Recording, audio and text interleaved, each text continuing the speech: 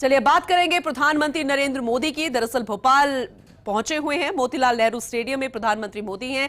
इस दौरान बीजेपी कार्यकर्ताओं के सम्मेलन को संबोधित कर रहे हैं। क्या कुछ कह रहे हैं, जरिए सुनिए। नहीं है, तू मैं संभव नहीं है, और इसके लिए बूथ की भाजपा की पहचान सेवाधारी की होनी चाहिए, सेवा भाव की होनी चाहिए, और इसके लिए छोटे छोटे समझे जाने वाले काम जो लोगों को बहुत हैं लेकिन बहुत उपयोगी होते हैं।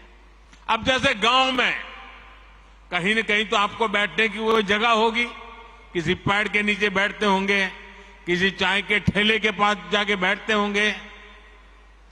क्या कभी आपने सोचा है कि सुबह अखबार पढ़ लिए, शाम को दोपहर के बाद वहां जाएंगे, एक खटिया में सारे अखबार लगा देंगे और गांव वालों जिसको भी अखबार पढ़ना होगा वहां आएगा, बैठेगा, अखबार पढ़ेगा, देश और दुनिया की बात करेगा। आपने तो अखबार पढ़ लिया था, लेकिन वो अखबार अब पूरे बूथ के लोगों के काम आ रहा है। देखिए, कोई खर्चा नहीं, वो आपको आपका नेता मानने लग जाएगा कि नहीं मानने लग जाएगा। कभी कभी हम अखबार में एडवर्टाइजमेंट देखते हैं, भारत सरकार की एडवर्टाइजमेंट आती है, राज्य सरकार की एडवर्टाइजमेंट आती है, अपने पार्टी के नेताओं की तस्वीर उसमें होती है। क्या हम एक नियम बना सकते हैं कि अपने बूथ के अंदर एक जगह फिक्स करें और अखबार में जो एडवर्टाइजमेंट आई है उसको उस दिन काट करके उसको एक बड़ा बोर्ड बना करके वहां लटका दें। आपके बूथ के लोगों को पता चल जाएगा कि भाई आज की खबर कहां है, उस पेड़ के नीचे वो लटकता है ना, चलो वहां चले जाते हैं, देख लेते हैं। बहुत बड़ी ताकत बन जाती है। एक छोटा सा ब्लैक बोर्ड बना सकते हैं बूथ के अंदर। आप हर दिन एक कार्यकर्ता को जिम्मेवारी दो, आज भाजपा की जो अच्छी खबरें हैं, देश की अच्छी खबरें हैं, वो ब्लैक बोर्ड में देख लीजिए। बूथ के लोग आएंगे, जाएंगे, जरूर पढ़ेंगे। मैंने एक कार्यकर्ता देखा, वो फर्स्ट एड बॉक्स अपने यहां रखता था। वो फर्स्ट एड बॉक्स के कारण उस इलाके के सारे लोग उसके घर आते जाते रहते थे। इससे गांव के लोगों में विश्वास बढ़ेगा कि अगर कोई समस्या हुई, कोई उपचार करवाना है, तो वो भाजपा के अपने भाई है ना, उसके घर में फर्स्ट एड बॉक्स है, चलो भाई पहुंच जाते हैं। घर में किसी की बीमारी है, थर्मोमीटर चाहिए, चलो उसके यहां से ले आते हैं। घर में कोई तकलीफ है, चलिए गर्म पानी की थैली चाहिए, चलिए उनके यहां मिल जाएगी, मांग करके ले आते हैं। आप एक सामाजिक नेता बन जाएंगे। देखिए, बूथ के अंदर संघर्ष की जरूरत नहीं होती है, सेवा ही एकमात्र माध्यम होता है। आप अपने अखबार, जैसा मैंने कहा, पढ़ने की व्यवस्था पर जोर दें। कुछ अपने मैगजीन होते हैं, कमल संदेश है, और भी हमारी पार्टी के कई अखबार निकलते हैं। जैसे मैं गुजरात में था, वहां मनोगत नाम का अखबार निकलता था।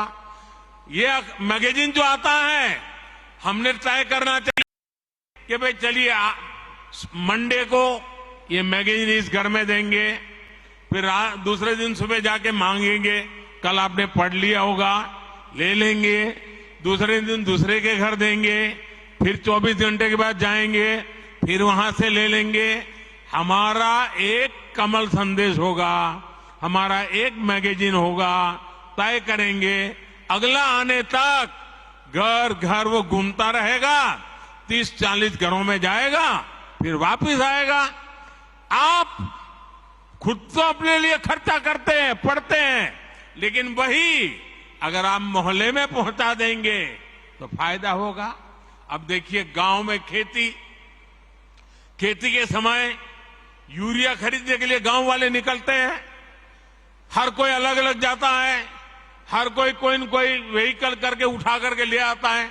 मान लीजिए आपने गांव वालों को इकट्ठा कर दिया, उनका एक व्हाट्सएप ग्रुप बना दिया और आपने उनको कहा, अच्छा भाई देखिए, बताओ किसको कितना यूरिया चाहिए, चलिए 2-4 लोग मेरे साथ, और हम सब मिलकर के पूरा गांव का यूरिया एक ही व्हीकल में ले आए तो किराया कम हो जाएगा, गांव के लोगों का पैसा बच जाएगा।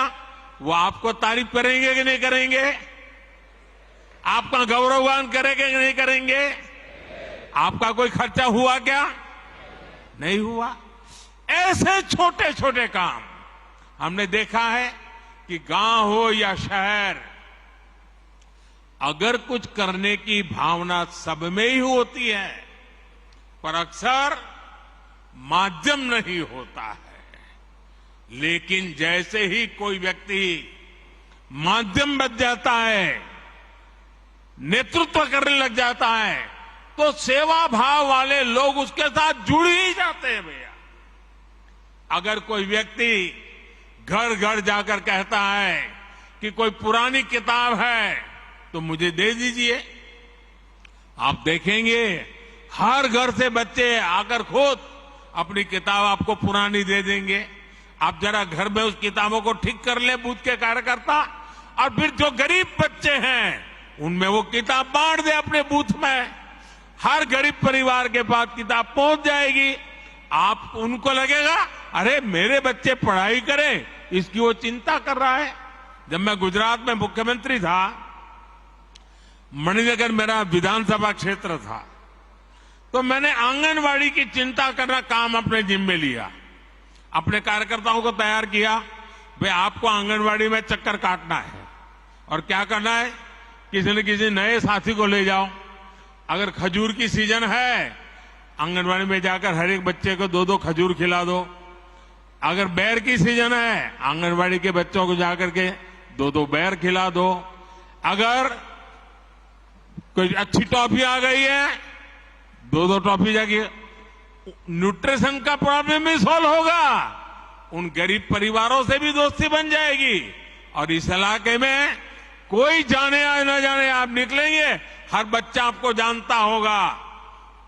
ये एक बहुत बड़ी ताकत बन जाती है साथियों। इस ताकत पर हमें जोर देना चाहिए और ये जितना करेंगे, हमें गांव गांव में, शहर में, कस्बे में जाकर इस तरह से काम करते रहना चाहिए। तब जाकर के हमारे बूथ की ताकत बनती है। जब आप जनता से जुड़े ऐसे छोटे छोटे काम करोगे तो मुझे पक्का विश्वास है पूरे बूथ में कोई परिवार ऐसा नहीं होगा जो आपसे दूरी करेगा, वो आपसे नहीं जुड़ेगा। आपकी पहचान एक भाजपा के कार्यकर्ता से आगे बढ़कर एक समाज सेवक की तरह बने, इसके लिए बूथ के अंदर लगातार काम करना चाहिए। और यहां से आप बूथों में जाने वाले हो, अलग अलग बूथ में रहने वाले हो, वहां जरूर जाकर के इन चीजों का प्रयोग कीजिए। आप देखना, आपकी तरफ देखने का, आपके बूथ के कार्यकर्ताओं की तरफ देखने का पूरा दृष्टिकोण बदल जाएगा। आइए, कुछ और साथी भी पूछना चाहते हैं, अगले सवाल पर चलते हैं। अगला प्रश्न Shri Salla Ramakrishnan, Andhra Pradesh. Good morning sir, my name is Salla Ramakrishna, Araku parliament district. कहां से बोल रहे हैं भाई? हाँ, दिखाई दिया। हाँ, बोलिए। नमस्ते। हाँ, my name is Salla Ramakrishna sir. Screen पे आपको